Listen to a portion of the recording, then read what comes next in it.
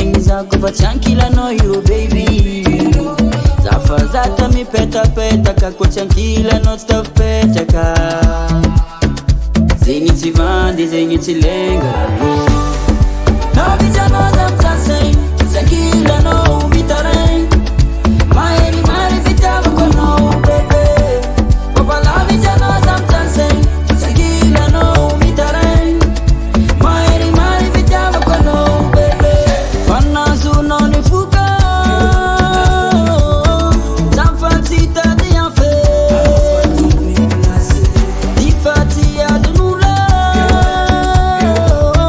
fanao fozay na zatra. Sa misaotra zagna vitambatra tsika re fitiavatsika re maolampi mpamorike amnazady anakoty tegna latra tsika re bebe. Fitiavagna ndraiky tsy alany maromaro fa moe ndraiky plisy atao